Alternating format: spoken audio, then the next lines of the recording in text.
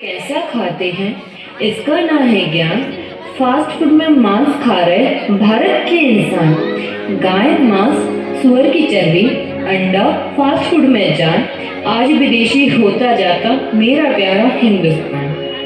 दोस्तों, वर्तमान में हम सभी के खान पान के स्तर अत्यंत गिर गया है। हम सभी बाजार की बनी हुई पैकिंग के खाद्य पदार्थ एवं फास्ट फूड, बेकरी की खाद्य सामग्री खाने के आदी हो गए हैं। जरा सोचिए, हम घर पर शाम की बनी रोटी सुबह नहीं खाते, कहते हैं ये बासी है, परंतु फास्ट फूड तथा बेकरी के आइटम जो कि महीनों पहले बनते, उन्हें हम बड़े शौक से खाते हैं। क्यों?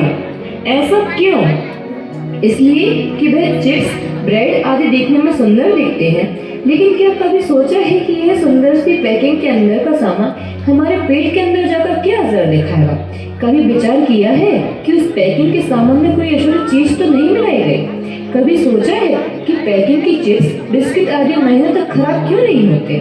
कभी यह जानने का प्रयास किया है कि यह सुंदर सी toffee, biscuit, coca Cola, Pepsi, Maggi, pizza, chips आदि को बनाने में किन वस्तुओं का प्रयोग किया गया? बंधुओं, एक स्थान पर लिखा था, देखकर फिसल मत जाना ऊपर की चिकनाई पर। क्या? देखकर फिसल मत जाना ऊपर की चिकनाई पर, बर्फ चांदी का चढ़ा है गोबर की मिठाई पर। इन सारे के सारे फास्ट फूड में भी यही हाल है, बर्फ चांदी का चढ़ा है काय पर, गोबर की मिठाई पर। तो आइए देखते हैं इस लघु नाटिका के द्वारा इन सारे फास्ट फूड की सच्चाई और शुद्धता की हकीकत। ऑर्डर ऑर्डर, आज की कार्रवाई शुरू की जाए। महोदय, आज का पहला केस भोले भाले मूक प्राणी गाय, बैल, मुर्गी, सुअर आदि ने मिलकर देश के बच्चों पर लगाया है। इस मामले में इन मूक पशुओं की ओर से केस की पैरवी सरकार वकील श्री A.K. जैन कर रहे हैं एवं बच्चों के वकील राजेश जी श्रीवास्तव हैं। आरोप है कि यह बच्चे गाय के मांस से बना पिज्जा, सुअर की चर्बी से बनी चिप्स और मैगी, अंडे से बने ब्रेड, टोस्ट, पाव, आइसक्रीम, टॉफी तथा गाय और बैल की आंतों से बने चांदी की बर्फ की सभी मिठाइयाँ खाते हैं। जी हाँ जज साहब, ये बिल्कुल सही है कि देश की अधिकांश नौनिहाल आजकल बाजार की पैक बंद मैगी, चिप्स, बिस्किट आदि अशुद्ध चीजों का सेवन करते हैं, जिनमें मृत पशुओं की चर्बी, मांस, अंडे आदि का मिश्रण किया जाता है।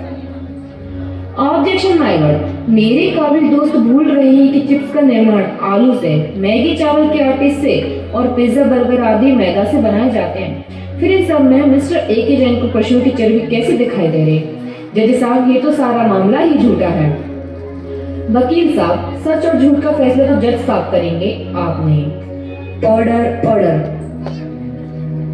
मिस्टर जैन, क्या अपनी बात की सच्चाई साबित करने के लिए आपके पास कोई सबूत है? जी हाँ जज साहब, हमारे पास एक क्या कई सारे सबूत मौजूद हैं जो इस केस की सच्चाई को सिद्ध करते हैं। हम सबूत पेश करने की इजाजत चाहते हैं। इजाजत है। पहले सबूत के रूप में हम प्रसिद्ध वैज्ञानिक डॉक्टर P.K. सलाम को प्रस्तुत करते हैं। मिस्टर सलाम हाजिर हो। Mister A.K. जैन, क्या मजाक है? क्या आप अदालत में टॉफी बिस्किट की दुकान लगाना चाहते हैं? दुकान नहीं वकील साहब, हम इन सब की हकीकत आपको बताना चाहते हैं। तो सलाम साहब, आप आलू की चिप्स तथा मैगी, पिज्जा, बर्गर आदि के बारे में क्या जानते हैं? जज साहब, चमकीली पैकिंग की इन मैगी, चिप्स, पिज्जा आदि में निश्चित ही सुअर आदि की चर्बी तथा अंडे आदि का प्रयोग किया जाता है। मिस्टर सलाम, क्या आप स्वयं इन चीजों को बनाते हैं जो आपको इतने विश्वास के साथ कह रहे हैं कि इसको बनाने में अशुद्ध चीजों का प्रयोग किया जाता है? सच्चाई तो यह है कि वकील साहब, पहले मैं भी इन फास्ट फूड को खाता था क्योंकि मुझे घर पर भोजन बनाने में आलस आता था। लेकिन एक दिन पिज्जा खाने के बाद उसकी खाली थैली को खोलकर देखा तो पिज्जा बनाने के सामान पर साफ साफ अंग्रेजी में बीफ जिलेटिन लिखा था, मतलब गाय का मांस। यह देखने पर मुझे बहुत घृणा हुई जज साहब, बहुत घृणा।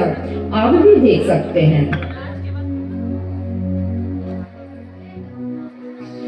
पिज्जा तो मान लिया, पर टॉफी, बिस्किट, चिप्स, मैगी में क्या परेशानी है? वकील साहब, पिज्जा को देखने के बाद हमने इन सारी चीजों को भी गौर से देखा तो पार्ले बिस्किट पर E नंबर, मतलब इमल्सिफायर नंबर 471 322, ब्रिटानिया पर ई नंबर 471, डेयरी मिल्क टॉफी पर ई नंबर 476, पर्क टॉफी पर ई नंबर 442, मैगी पर ई नंबर 431, लेस चिप्स पर ई नंबर 631 एंड 627 अंकित है।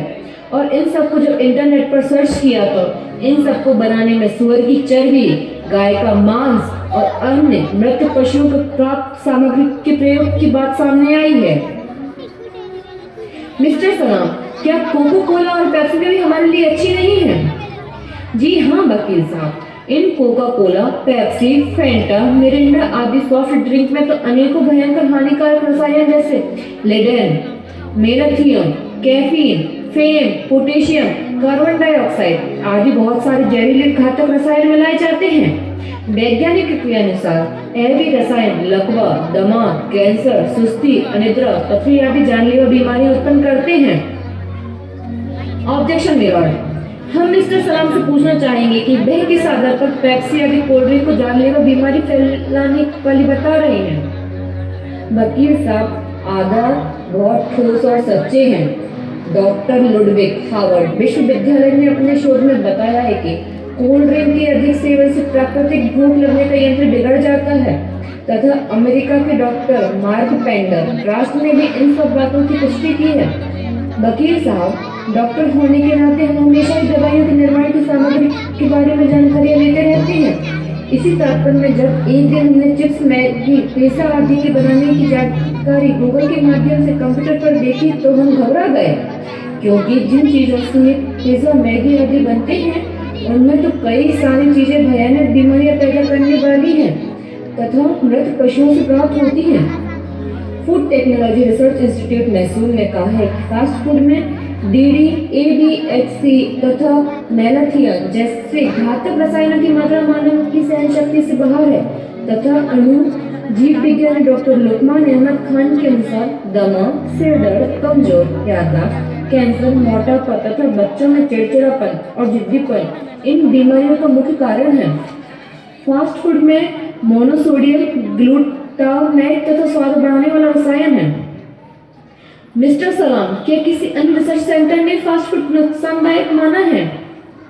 हाँ वकील साहब, अखिल भारतीय आयुर्विज्ञान संस्थान दिल्ली के डॉक्टरोइग्नोलॉजी के विभाग अध्यक्ष डॉक्टर एम कुछ पिल्लाई अनुसार मधुमेह, किडनी फेल होना, सफेद दाग, आज समय में बाल सफेद होना, मोटापा होना, इन सब बीमारियों का मुख्य कारण फास्ट फूड ही है। वकील साहब, इन चिप्स, मैगी, पिज्जा आदि को अधिक समय तक सुरक्षित रखने के लिए इसमें जहरीले रसायन भी डाले जाते हैं जो मानव शरीर को धीरे धीरे नष्ट करते हैं तथा जीवन की गाड़ी डॉक्टरों के सहारे खिसकने को मजबूर करते हैं। मजबूर हो जाते हैं तो दोस्तों, फास्ट फूड मतलब धीमी मौत, फास्ट फूड मतलब मीठा जहर। वकील साहब, मैं कहना चाहूँगा, आप स्वयं सोचें कि कत्ल खानों में काटते समय किसी भी गाय, बैल, सुअर आदि की मेडिकल जांच तो होती नहीं और अधिकतर कई बीमारियों से ग्रस्त इन पशुओं के मांस और चर्बी से बनी ये मैगी आदि के बने फास्ट फूड हमारे बच्चों के पेट में जाकर बच्चों को बीमार भी बना रहे हैं। तभी तो आजकल बच्चों में मोटापा, सुस्ती आदि बीमारी देखी जाती हैं। जज साहब, ये सारी बुराइयां इन मासूम बच्चों में को आज पता चले, अतः बच्चों को इस केस से मुक्त किया जाए। यही तो हम कर रहे हैं जज साहब कि इन बच्चों से ज्यादा अपराधी तो हम बच्चों के माता पिता हैं जो अपने आलस और स्टैंडर्ड दिखाने के चक्कर में बच्चों को घर के बने कचौड़ी, पकौड़े, बिस्कुट आदि ना खिलाकर बाजार के कई दिन बने हुए पैक बंद फास्ट फूड खिलाते हैं और उन बच्चों को बीमारियों के साथ मांसाहार कराने का ही बताते हैं। मित्रों, आज देश को खतरा बाहरी दुश्मनों से अतिरिक्त फैली निष्क्रियता से ज्यादा है। अंत में एक बात और आपको बताना चाहूंगा, ध्यान से सुनिएगा। सुंदर दिखने के लिए महिलाएं जिस सिल्क रेशम की साड़ी को पहनते हैं ना, वह एक रेशम की साड़ी लगभग 50,000 रेशम के कीड़ों को खोलते तेज गर्म पानी में जीवित उबालकर तैयार की जाती है। जिस चमड़े के बेल्ट, पर्स, जूते आदि आप लोग पहनते हैं ना, वह चमड़ा भी कत्ल खानों में पशुओं को वह चमड़ा भी कत्ल खाने में पशुओं को तड़पा तड़पा कर 4-5 दिन भूखा रखकर उसके ऊपर खोल कर तेज गर्म पानी डालकर चमड़ा जीवित ही खींचा जाता है ताकि वह चमड़ा मुलायम रहे। याद रखो बंधुओं, चमड़े की किसी भी वस्तु का उपयोग मतलब सीधे सीधे 36,000 कत्ल खानों में लाखों पशुओं की दर्दनाक पाप है। यही हम थोड़ी सावधानी में रखते हैं ना तो इस महापाप से बच सकते हैं। Order order. सारे गवाहों और सबूतों को बारीकी से देखते हुए यह अदालत इस निर्णय पर पहुंचती है कि यह बच्चे और इनके माता पिता मरे हुए पशुओं की चर्बी, मांस, अंडे आदि से बने तथा भयानक बीमारियां पैदा करने वाले fast food, Maggi, pizza, Pepsi, cold drink आदि खाने पीने के दोषी हैं।